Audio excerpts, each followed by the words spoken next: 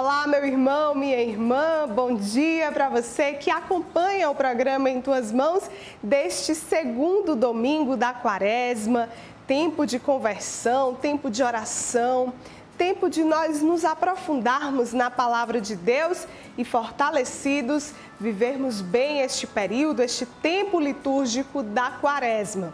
Por isso que eu já quero convidar você para que nós possamos juntos meditar o salmo da liturgia de hoje, que nos afirma que o Senhor é a nossa luz, é a nossa salvação, é a nossa proteção e é a Ele que nós devemos depositar a nossa vida.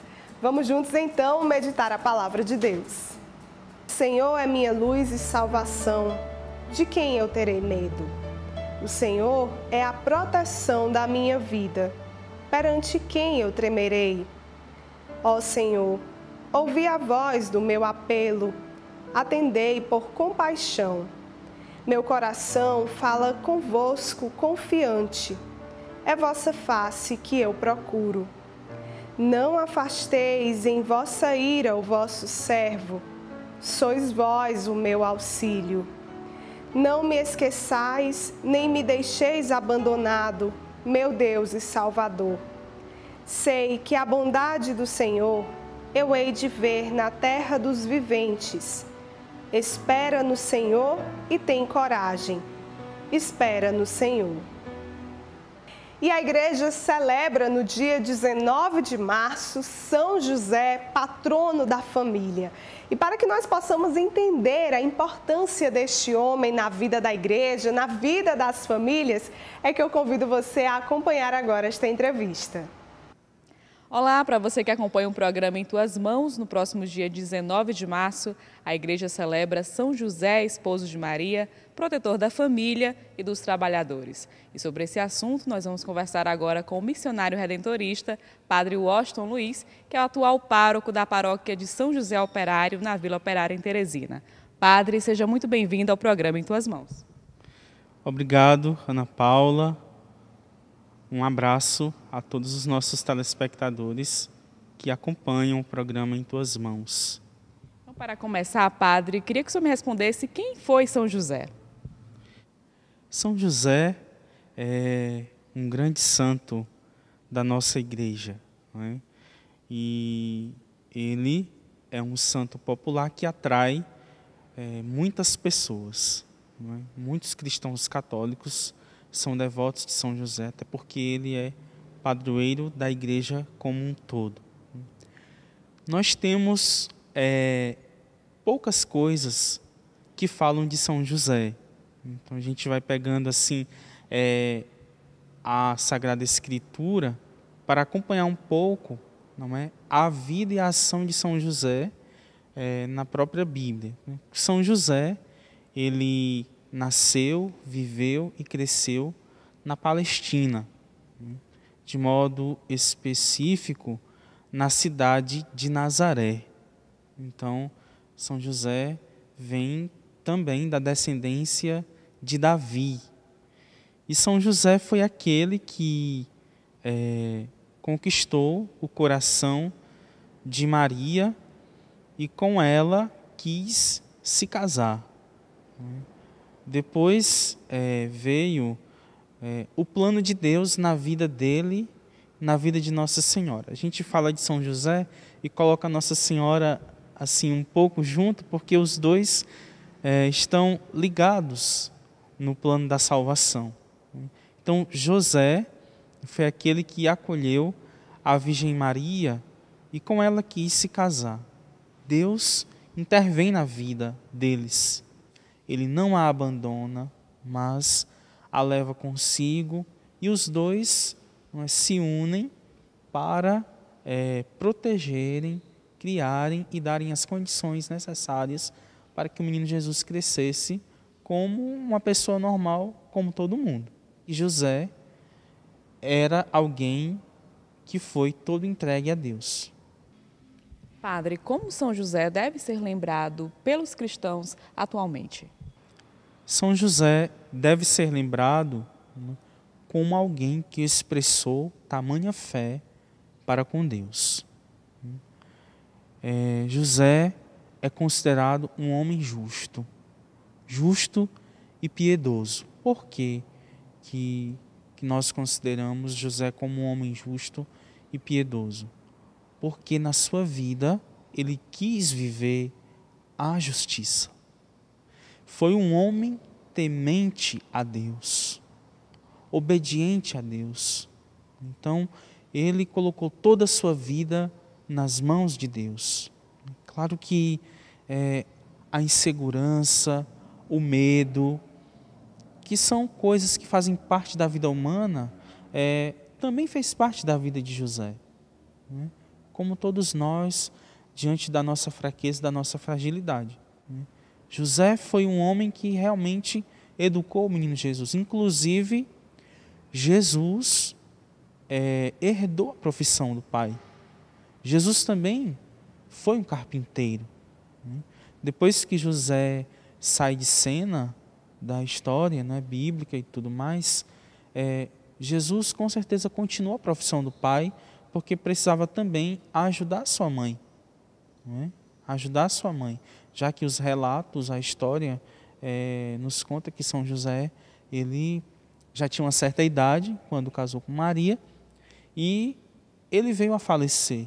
Então, Jesus herdou a profissão do pai. Com tudo isso aprendeu com o pai, não é? E muito do que Jesus teve na vida, acredito que deve-se a José. Padre, qual a diferença entre São José, esposo de Maria, e São José operário? Olha, é até um pouquinho difícil a gente dizer que existe uma diferença. Acredito que a diferença está apenas nas celebrações. Porque São José, no decorrer do ano litúrgico, ele possui 2 festas litúrgicas.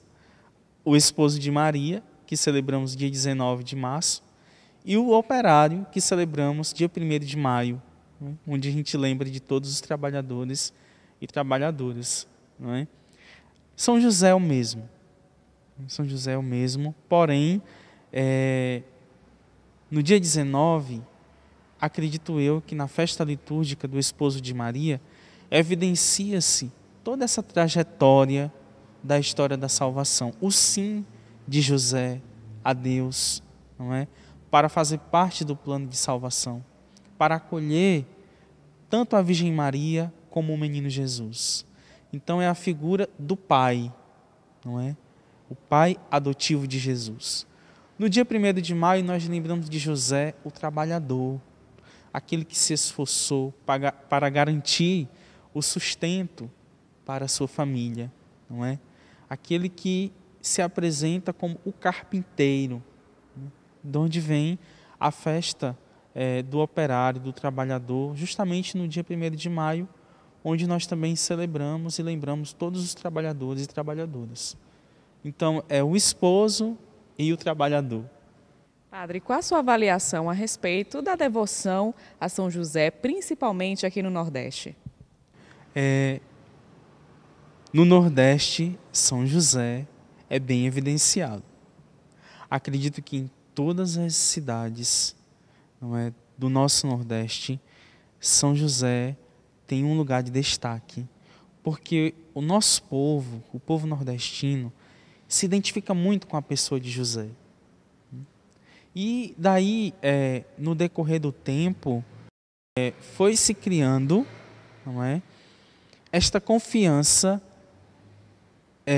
em José, principalmente pelos agricultores que esperam ansiosamente as chuvas. Então, eu sou cearense, sou de Fortaleza, desde criança, né, minha família católica, então nós fomos acostumados a celebrar as festas dos santos.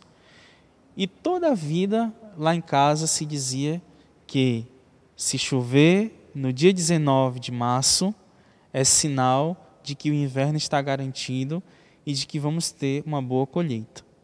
Então isso ficou na minha cabeça e acredito que na cabeça de muita gente. Então o povo do Nordeste se identifica muito com São José e tem essa esperança, não é? Nas chuvas, de que nós vamos ter boas colheitas. Então o povo se identifica muito com São José, o seu jeito, o jeito trabalhador, o jeito como ele conduziu a sua família, a família de Nazaré. Nós agradecemos então a participação do Padre Washington Luiz aqui conosco, falando um pouco sobre São José. Padre, muito obrigada. Eu agradeço o convite de poder ter participado aqui e ter ajudado um pouco o nosso povo na reflexão diante deste grande santo da nossa igreja. Não é? Espero ter ajudado aqui com esta reflexão. Lembrando que no próximo dia 19, aqui na Igreja da Vila Operária, este ano caiu numa terça-feira, dia 19, é o dia da novena perpétua. Né? Então nós vamos ter todos os horários normais, mas nós vamos celebrar a solenidade de São José, esposo de Maria, no horário das 9h30. Não é? Então a gente convida também, não é, você que quer expressar sua fé, sua devoção, a vir celebrar conosco aqui às 9h30 da manhã do dia 19, na terça-feira. Em tuas mãos. Neste tempo litúrgico da Quaresma, nós somos convidados a viver de modo mais intenso o processo de conversão. E é justamente sobre este entendimento que eu convido você a acompanhar agora estes bons conselhos. Estamos em pleno período litúrgico da Quaresma e a palavra que mais caracteriza esse momento é a conversão. E é justamente sobre esse assunto que nós vamos conversar agora com o Padre Carlos César, ele que faz parte do Instituto Nova Jerusalém e é vigário paroquial da paróquia de Nossa Senhora da Conceição aqui em Teresina. Padre, seja muito bem-vindo ao programa Em Tuas Mãos. Obrigado, Ana Paula, por estar aqui podendo falar dessa temática tão importante. Obrigado a você que nos acompanha, também nos assiste. De fato, conversão é um dos temas que a gente poderia até dizer, claro que não é, mas seria sinônimo desse tempo em que a gente está vivendo. Conversão tão necessária, tão importante para a nossa vida de fé durante esses 40 dias que já estamos vivendo. Então, para bem começar essa conversa, né, qual é a relação, Padre, que existe entre Quaresma e conversão? Pois é, a Quaresma em si, ela não tem, diríamos, o sentido propriamente do tempo em si mesmo, mas é um tempo que se prepara para um momento específico. Qual o objetivo da Quaresma? Nos preparar para o momento da ressurreição, a experiência da ressurreição. Então, a gente não poderia jamais imaginar que a gente pode ressuscitar sem uma mudança de vida. Então, conversão é justamente isso, em poucas palavras, é mudar a vida, é mudar o nosso itinerário, é mudar os nossos rumos, trocar pelos rumos de Deus. É deixar de fazer aquilo que nós queremos e muitas vezes, no mau uso da nossa liberdade, distante da vontade de Deus, e procurar moldar a nossa vida dentro dos princípios cristãos, que é na palavra que nós aprendemos. Padre, mas mudar, só por mudar, faz sentido? Não. A mudança consiste exatamente nisso. Inclusive, na nossa mentalidade contemporânea, digamos assim, muitas vezes quando nós falamos de conversão, no primeiro momento parece que a palavra conversão quer dizer mudança de igreja. Infelizmente parece que isso virou um chavão. Alguém se converteu, a gente já imagina, mudou de igreja. Não, conversão é mudança de vida. E mudança a partir de dentro, a partir do desejo, da determinação do coração. Então, mudar por mudar não teria sentido. É mudar para ser mudado e ser uma pessoa conforme a vontade de Deus. Como nós, cristãos, devemos levar em consideração essa conversão nesse período quaresmal?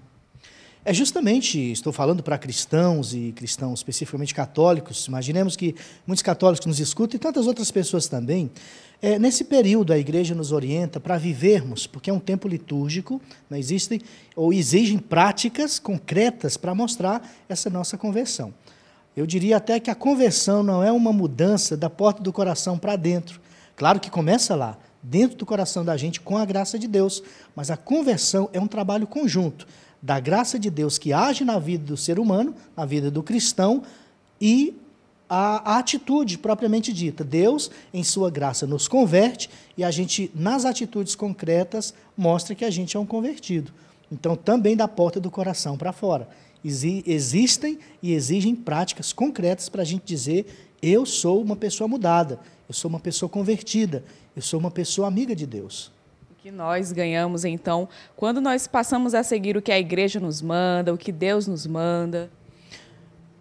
A gente ganha tudo de bom, porque quando a gente fala também de conversão, a gente não está citando simplesmente uma mudança religiosa, mas, desculpa a expressão, talvez você ainda não tenha ouvido falar, mas uma mudança antropológica, ou seja, a totalidade daquilo que a gente é. Quando a gente opta por uma verdadeira conversão, ela é mudada.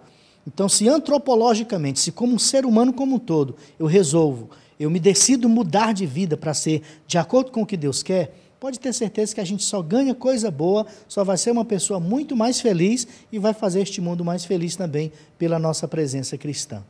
Nós agradecemos, então, a participação do Padre Carlos César aqui conosco. Padre, muito obrigada pela sua participação.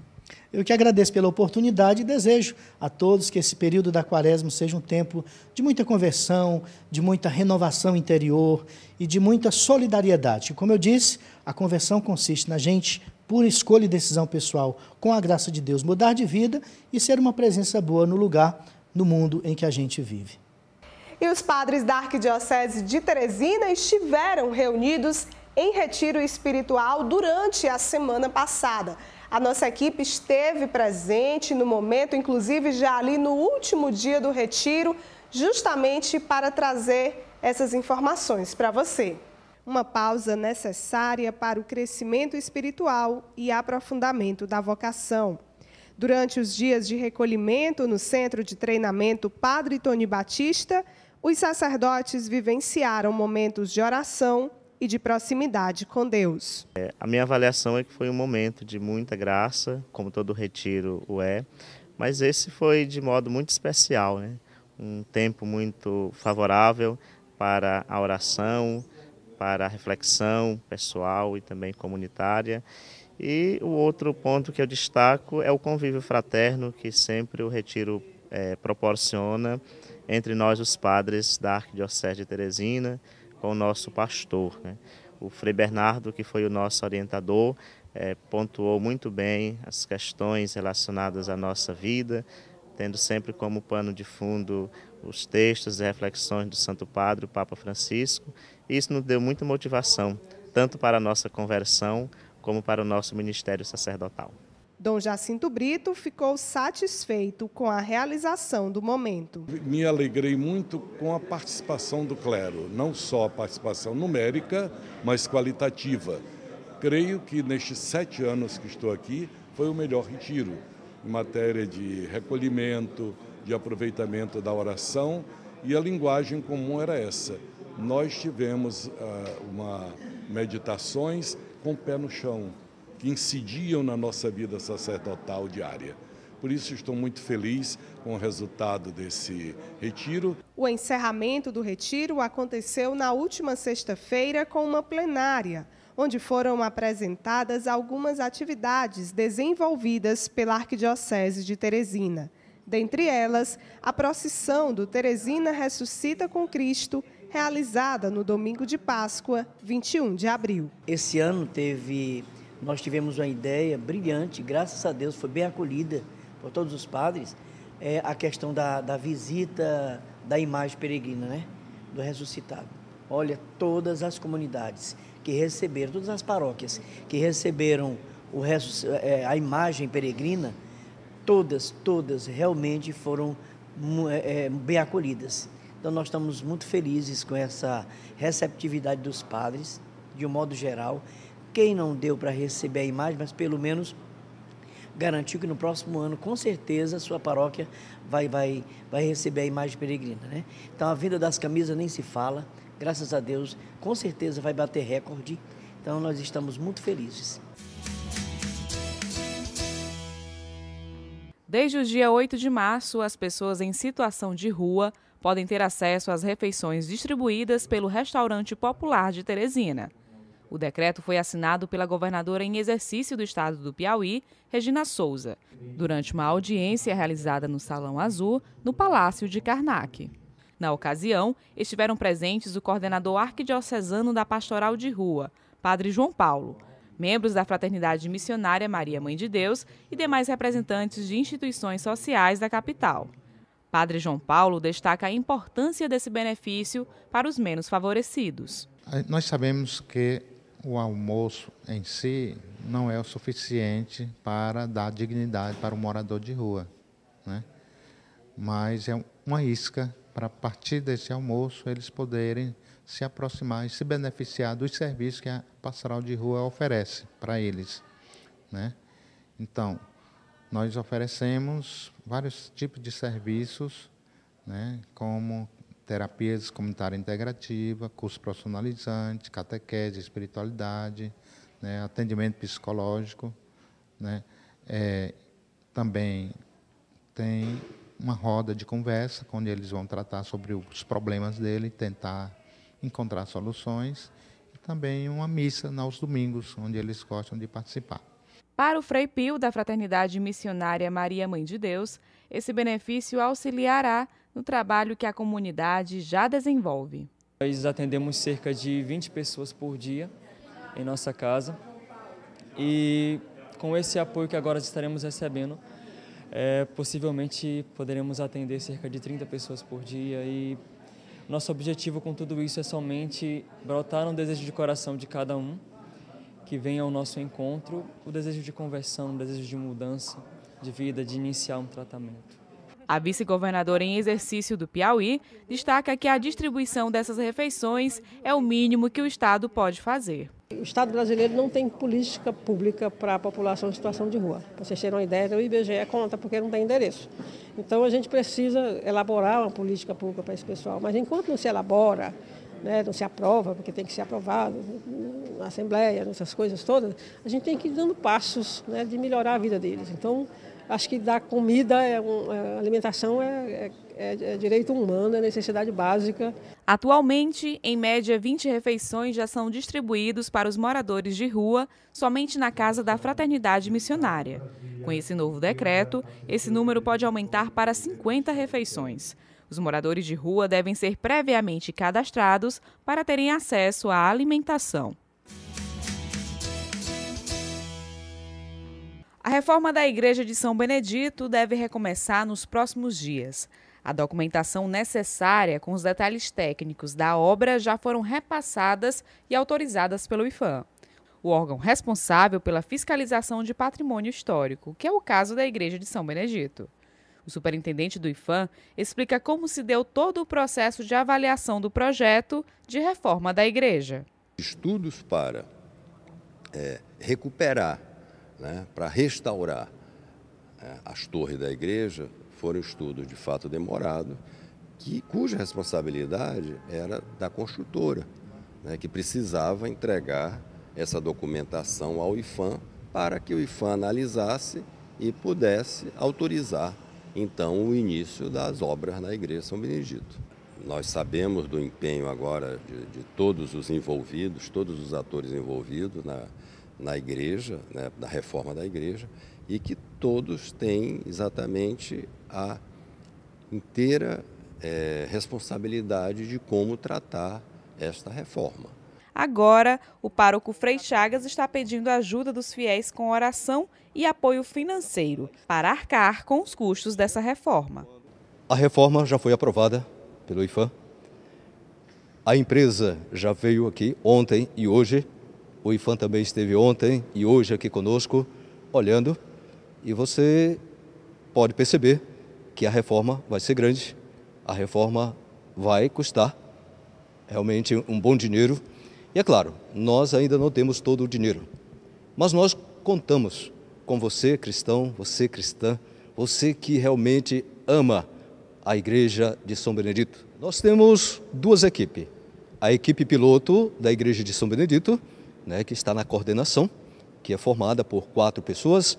Nós também temos a equipe da Arquidiocese, que há mais tempo está cuidando realmente desse processo da reforma da Igreja de São Benedito. Então, se você deseja nos ajudar, é só procurar a Dona Verônica, lá no edifício Paulo VI, ou procurar aqui o Convento São Benedito, né, que estamos dispostos, coração aberto, para receber todo aquele que nos procurar, é claro, para conversar e partilhar conosco financeiramente o dinheiro para a reforma da nossa igreja. Essas e outras informações eu convido você a também acompanhar no site da Arquidiocese de Teresina. É só acessar o link arquidiocesedeteresina.org.br. Em tuas mãos. E olha, gente, nós vamos ter a oportunidade de conhecer agora o trabalho realizado pelo Ministério de Promoção à Vida Humana. Este ministério que é da comunidade católica Shalom e que tem uma atenção especial para aqueles que mais precisam da nossa ajuda. Quase todos os sábados, jovens da comunidade católica Shalom de Teresina realizam a distribuição de refeições para moradores de rua, na zona sul da capital. Uma ação simples, mas cheia de significados. Tudo começa na sede da Shalom, na zona leste da capital. Os jovens que fazem parte do Ministério de Promoção Humana da comunidade realizam uma oração antes de saírem para a distribuição dos alimentos. A coordenadora Beatriz é quem explica os detalhes sobre esse ministério. Dentro da comunidade católica Shalom, o Ministério da Promoção Humana, ele visa a evangelização daquelas pessoas que, de alguma forma, perderam a dignidade social, né? Perderam os pobres, aqueles que estão encarcerados, aqueles que precisam, de alguma forma, ter a dignidade restaurada. Aqui em Teresina, a gente desenvolve as ações com o pessoal em situação de rua, que é o que vocês vão mostrar hoje, e a gente também desenvolve ações na penitenciária Irmão Guido, junto com a pastoral carcerária da Arquidiocese, e a gente tem um grupo para pessoas adictas que fazem uso de alguma substância que causa algum tipo de dependência, né? Basicamente, o Ministério desenvolve esses 3 tipos de ações aqui em Teresina. Após a oração, a próxima parada é um restaurante da capital, que patrocina essas refeições e já entrega devidamente embaladas para os jovens.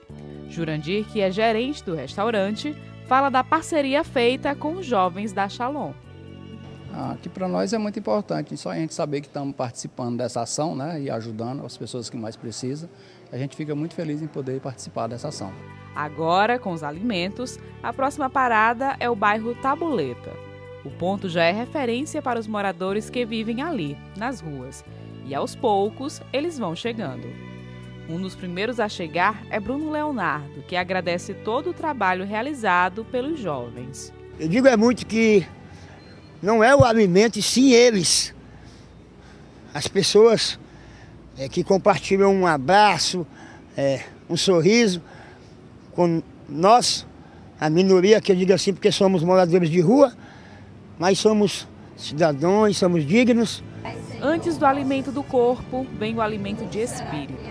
Os jovens promovem também momentos de acolhida, oração e partilha da palavra. E, por fim, as distribuições das refeições. Para esses jovens, essa ação é gratificante. Eles são os filhos prediletos de Deus, né? Demonstrar que, apesar de eles estarem nessa situação de vulnerabilidade, estarem morando na rua, mas que Deus não os esqueceu, né? Que Deus continua a os amar, continua a realmente providenciar o alimento, né, a cada um deles. O que mais me engrandece assim, em fazer parte das ações da Promoção Humana Shalom é justamente de ver o próprio Cristo no pobre, né? A gente pensa muitas vezes que eles estão nessa situação, então a gente acaba pensando que eles são inúteis, né? Que eles não têm nenhuma colaboração, mas a gente vê que somos nós que somos engrandecidos. A nossa fé aumenta muito quando a gente faz essas ações, né? E vê de forma concreta o próprio Cristo que habita neles, né? Cristo deixou os pobres como herança, né? Eles são os vigários de Cristo atualmente na Terra. E proporciona um crescimento humano muito grande, né? Um crescimento tanto do ponto de vista espiritual quanto humano mesmo. A gente acha que a gente às vezes traz o alimento, traz a palavra, mas a gente ganha muito mais do que dá. A gente recebe ensinamentos, a gente recebe carinho. Então poder ir ao encontro do outro, sair de mim e ir ao encontro do outro, saber um pouco da história deles e acolher essa história é o mais gratificante, né? E assim finaliza toda a ação com aqueles que são considerados por muitos como invisíveis na sociedade. E sobre isso, Bruno deixa um recado. Que nos vejam como eles nos vê, que nós somos povo, que nós somos cidadãos piauienses e nós amamos essa cidade e nós os respeitamos a sociedade, que nem eles que são As pessoas mais bem recebidas daqui são eles, com o respeito, a educação, a consideração. E nós precisamos de cobertores, nós precisamos de alimentos, de calçados, nós precisamos de carinho.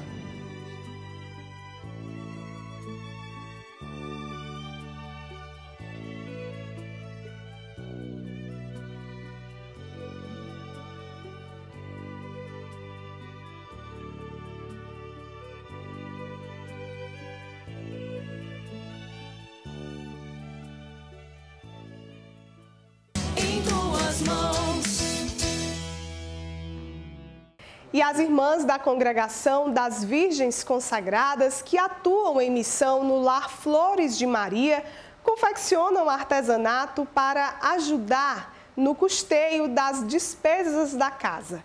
É o que você acompanha agora nesta reportagem. Todos os objetos são feitos cuidadosamente. As irmãs da Ordem das Virgens Consagradas confeccionam diversos produtos artísticos, entre eles alguns artigos religiosos. A iniciativa surgiu através da irmã Natividade, que junto com outras 5 irmãs moram no Lar das Flores de Maria, uma casa de acolhimento de idosas. Há 2 anos nós iniciamos esse trabalho, começamos de forma bem simples e aos poucos nós fomos vendo uma experiência positiva até mesmo das pessoas que chegam até a nossa casa e compram também para ajudar. Então isso faz uma grande diferença. Hoje nós já temos um número bem maior de artesanato revertido justamente para o Lar das Flores de Maria diante de algumas necessidades. As irmãs costumam se reunir para a confecção dos artesanatos durante a noite, quando as florzinhas já estão dormindo. Aos poucos, cada uma vai mostrando seus dons artísticos, como é o caso da irmã Fabiane, que fica responsável em produzir as pulseiras em formato de terço. Uma forma de evangelizar, primeiramente, né, porque a pulseirinha representa uma dezena do terço, né, e é um sinal que as pessoas usam, então logo você vê que aquela pessoa, né, é um católico, né, que é devoto de Nossa Senhora. Então, primeiramente, é uma forma de evangelizar e também contribui para que a gente consiga recursos para ajudar também a nossa casa, né? Para que a gente possa também seguir a obra aqui com as Flores de Maria. Para mim, eu acho assim muito frutuoso, porque eu vejo uma manifestação da graça e da ação de Deus por um sentido. Nós não fazemos um material de artesanato por fazer, fazemos por algo e por alguém, e é justamente pela obra, pela missão, por cada Flor de Maria. E para quem pretende adquirir alguns desses materiais confeccionados pelas irmãs do Lar das Flores de Maria, fiquem atentos à dica da irmã Natividade. Nós estamos localizados aqui no bairro Ininga, na rua Dr. Francisco Almeida. É um dos maiores meios que as pessoas compram os nossos artesanatos. Geralmente são grupos, são pessoas que vêm até a casa visitar e fazem a compra desse artesanato como meio dessa ajuda. As irmãs também aceitam encomendas. Adquirindo esses artesanatos, você contribui para a manutenção da casa, que há 6 anos realiza um trabalho de caridade cristã.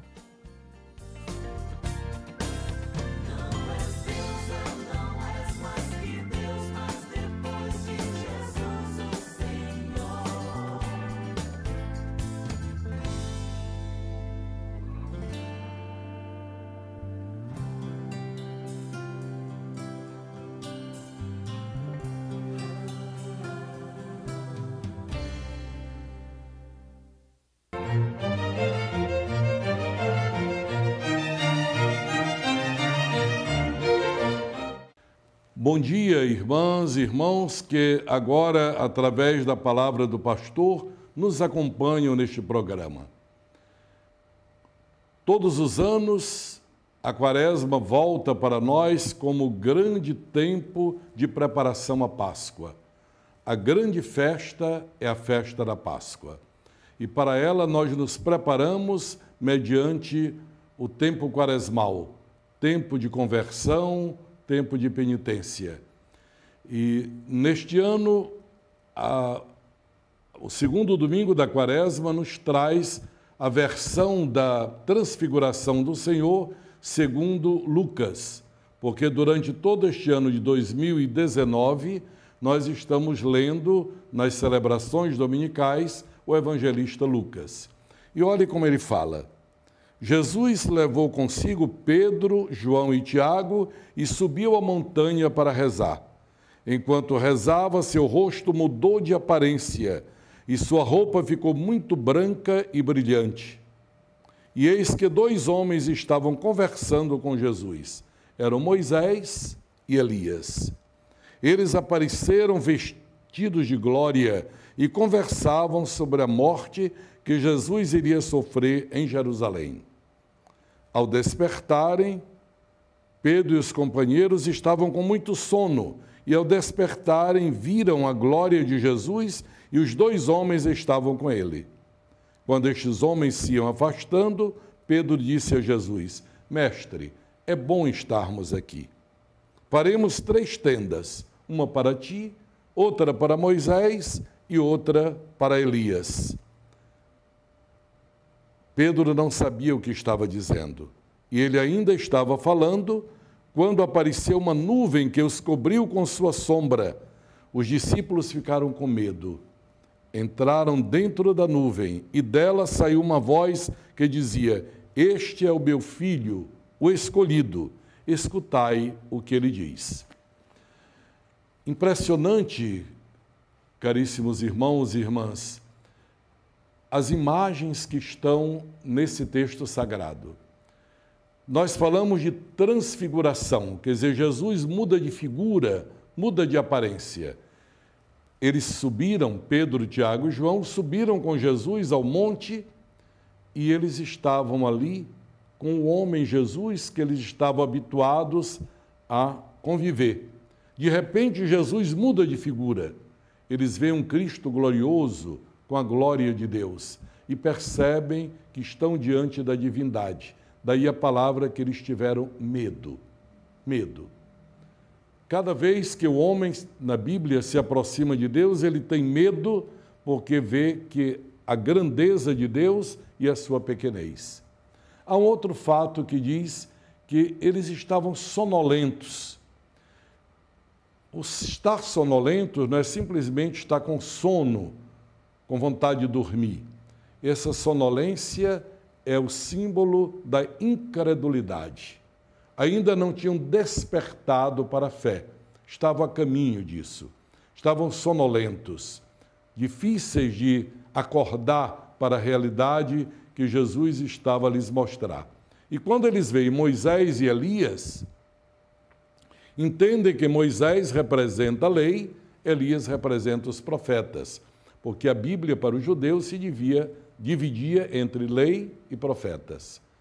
E a voz que vem, este é meu filho escolhido, escutai-o, é para dizer, se vocês escutaram Moisés, escutaram Elias, agora está alguém que é maior do que Moisés e Elias, escutai-o.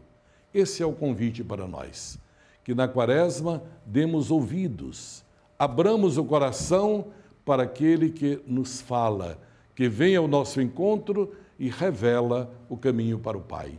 Tenha um feliz domingo.